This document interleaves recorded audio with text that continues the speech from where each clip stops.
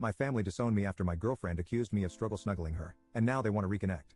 My ex-girlfriend cheated on me, and after I found out and confronted her about it, she got scared and told nearly everybody we knew that I had struggle snuggled her to cover up her cheating. I was placed in custody during the investigation, however, I was released as there was no evidence. My parents had already disowned me, and most of my friends had distanced themselves from me. I wasn't even proven innocent by a jury, so my parents still believed me to be a struggle snuggler who had gotten lucky. My best friend began to help me behind their backs, and I ran away. I had nothing to lose, as nobody liked or even approached me, and my college barred me from attending lessons, only emailing me the work and bringing me in for exams. I went as far away from that town as I could and got an apartment after working in some community jobs for some money. I managed to sort of stabilize myself. I decided to change my name after a while because I came to hate looking at it for some reason. I still don't know why.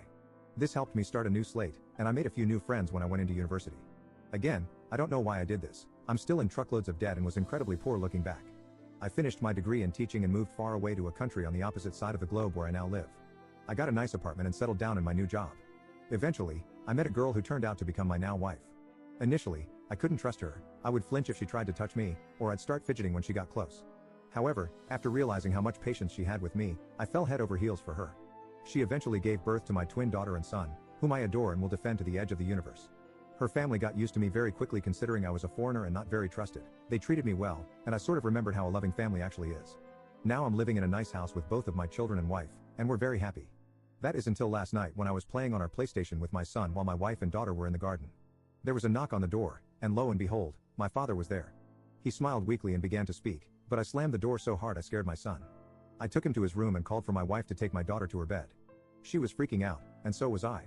My father kept knocking on the door, and I just broke down in that moment. My wife comforted me, and then answered the door for me. She asked who he was, and he said he was my father. I had given my wife a vague background of me, and she had nothing but sorrow for me. She looked understandably pissed and began to scream at my father for abandoning me and whatnot. After she calmed down, I told her to let him in and instructed her to go to our kids' bedroom to keep them busy while I talked to my dad. He explained that he was doing my ex-girlfriend a favor by clearing some stuff on her phone. While he was managing her messages, he stumbled upon a conversation between her and the guy she cheated on me with, expressing guilt for ruining my life and a desire to take it all back. My father didn't confront her, as he wasn't ready to revive a dead situation, but silently began to search for me to share his belief in my innocence. I don't even know how he found me, but I don't care because he's here. Now, for the part I need help with. I don't know what to do. I've considered my options after wandering through random streets and have come to some conclusions, but I'm not sure what the best decision is. I could turn him away, telling him to go back to our country, leaving me alone, or I could reconcile with him and meet my mother again for the first time in forever. Update 1. I visited my father in his hotel and informed him that I wouldn't reconcile with him or anything like that. He had tears in his eyes but was understanding. He mentioned that he had told my mother about her and cut my ex-girlfriend off from the family entirely.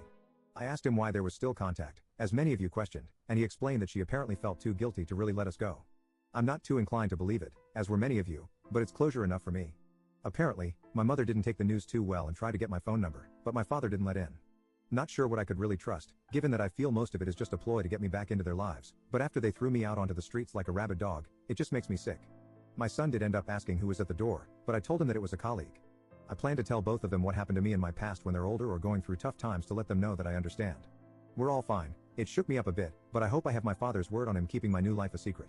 Update 2. I recently had an incident with my family involving them breaking a promise. It angered me incredibly, and after a lot of thought, I decided I would face them directly. I flew back to my home country and met with everybody involved, my mom, dad, brother, and even the girl who accused me. I was nervous, of course, but I was shocked when I realized I didn't really see them as family. I recognized them, of course, but I didn't see them the way I see my wife, kids, and in-laws. My mother started by breaking into tears and trying to apologize. I just felt disgusted by it.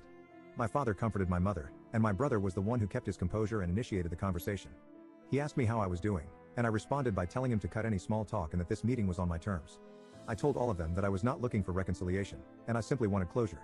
I made sure to tell them that I would call the police should they attempt to chase me. I asked my parents why they were so quick to abandon me, even though the police said there was no proof. They explained that they made a rash decision, and seeing me in custody broke their hearts. I called them out on it since they didn't try to stick up for me or anything. Then, I asked my brother why he never contacted me. He looked surprised and said that he did, but I just ignored him all that time. Turns out, he was right. My brother had tried hundreds of times to contact me and give me money to get me off rock bottom. However, he questioned why I never answered and assumed that I hated him because of what happened. Well, as it turns out, my mother had my contacts blocked on all of her phone plans as she paid for my brother's old phone plan. So, I couldn't even receive help when I was completely lost. Then, the cherry on top, my ex. I first asked her why she actually did it. She said that she was scared of what would happen and that she never stopped loving me even throughout it all. She claimed that every session of therapy made her feel even more guilty, as she knew it was all fake. She then told me that she hadn't dated anyone since, in hopes that I would come back, and she could apologize because an apology would apparently reverse time and fix it all. Even that turned out to be a bunch of lies because my father said that he found chat logs of 3 different partners she had when I was away. My ex broke down crying and tried to hold my hand. She had the freaking audacity to ask for another chance. This just made me spiteful, and I pulled out my phone and began showing all of them hundreds of pictures of my 2 children's milestones and the good times my family had together, our visits to cities, their first day of school, both of them and my wife in my arms. I told her that this was what she could have had if she wasn't so stupid, and my parents what they missed out on for not even hearing me out. I had a moment when I thought I had gone too far, but I realized that compared to what they did to me, I hadn't. My visit wasn't all miserable, though, as I met up with my old best friend and his family. They were happy to see me, and I was still grateful for them taking me in when it felt like the whole world was against me. I plan to return to the country one day to show my kids where half of their culture comes from. I won't let them anywhere near my family, though. As far as I'm concerned, my only family is my wife and her family, and my kids. I'd say it went pretty well.